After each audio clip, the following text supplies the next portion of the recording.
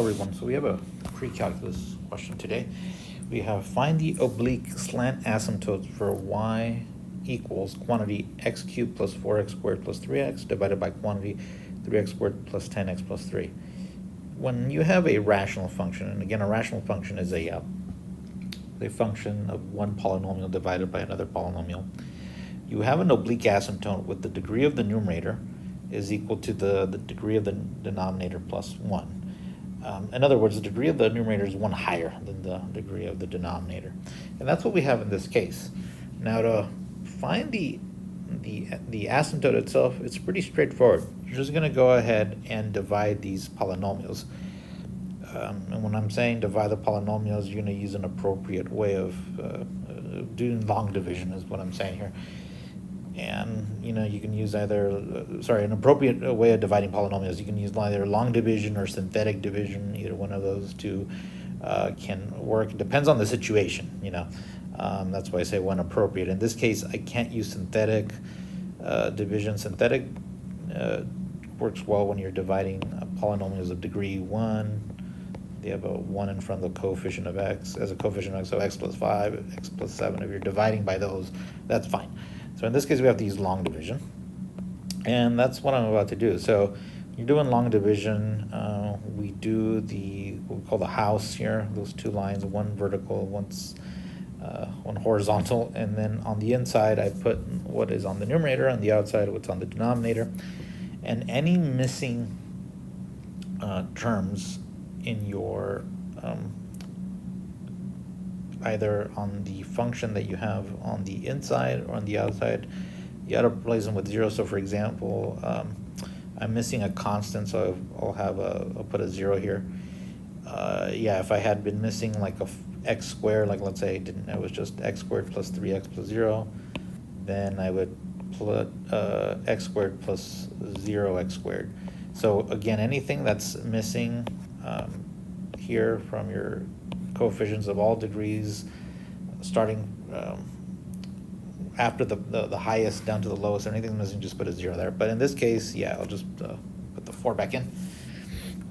So just remember that. But anyways, here we go with the long division. So long division, the way it works is that you're going to look at the leading degree of the outside and see how many times it goes into the leading degree of the inside. So let's start with the x's. You have 3x squared, you have an x squared, and then you have an x cubed. One more x fits in here, so you have 2 x's, one more fits to get 3. And then for the numbers, it's 3 times what gives me 1, that'd be 1/3 here. Okay, so fractions are definitely allowed. So you get 1/3 x, and then what you do is once you figure out how many times the leading terms go to each other, you take that part you just found out, and you will distribute that in here. What I mean by that is just you would multiply those terms by 1/3 x, and you would come out with the following. 1/3 x times 3x squared is x cubed. 1/3 x times 10x is 10/3 x squared. And 1/3 x times 3 is just x, and you put them under the appropriate coefficients of the original polynomial dividing by. So what I'm getting with that is the 10/3 x squared, I put it under the 4x squared, the x, I put it under the 3x, and the x cubed goes under the x cubed. And then what you do afterwards is, just like normal long division with just numbers, you subtract. So you have x cubed minus, and then it's in parentheses, you're going to subtract your whole result. X cubes cancel. Then you have 4x squared minus 10/3 x squared, and that would give you 2/3 x squared. And then 3x minus x is a plus 2x. And then the 0, nothing subtracts from the 0, so I'll just put that down. And then I'm going to ask myself the same question. How many times does the leading term here go into the leading term of your remainder? And you do this as long as the leading term is equal to or higher than that. So now they're the same degree, they're degree 2. So you just say to yourself, how many times does 3 go into 2/3? It's going to equal basically 2/9 here. Okay. and no x's this time because you already have, there's no x's to fit in. You have the same amount of x's in both. So again, you look at the leading terms, and then you're going to do that whole thing with the multiplication again. So I'm going to take 2/9, and I'm going to multiply each of these terms by 2/9. So 2/9 times 3x squared gives you a 2/3 x squared. 2/9 times 10x gives you a 29x. And then 2/9 times 3 gives you a 6/9. Yeah, I mean, we could reduce the 6/9 to 2/3. I'm just going to leave it like that for a second, though. And then we would do our subtraction again. So you have 2/3 x squared minus 2/3 x squared. That's gone. And then you would have 2x minus 29x. That would be like minus 2/9x. And then 0 minus positive 6/9 is a minus 6/9.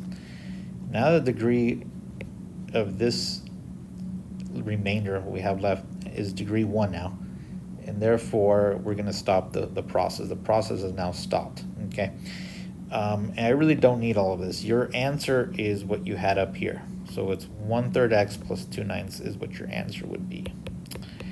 Okay, and that's how the process works with the long division. So again, you keep on going until your remainder has a degree less than your original divisor.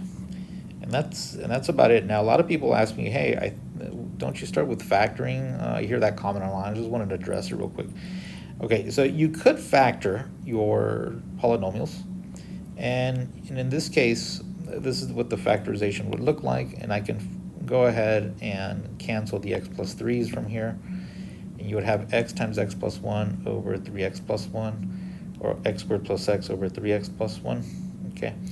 And you can do the long division on this if you wanted to, and you would get the same exact answer as what I got a minute ago, 1/3 x plus 2/9.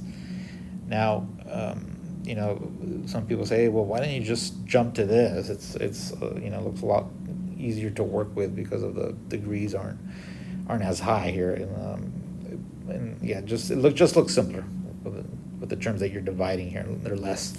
Well, if you did factor but nothing canceled, then this would have been basically, I would, yeah, I don't want to say the word worthless, but yeah, I'm going to say the word worthless here. It's not going to be any easier for you to do that. So it's kind of up to you in a sense. If you're good at the factoring, you think you can cancel things out, great, go ahead. But if you can see that you won't, then go ahead and just start from the beginning. Okay, you do not have to go to the factoring. Okay, and that is how you find an oblique asymptote. Thank you for your time.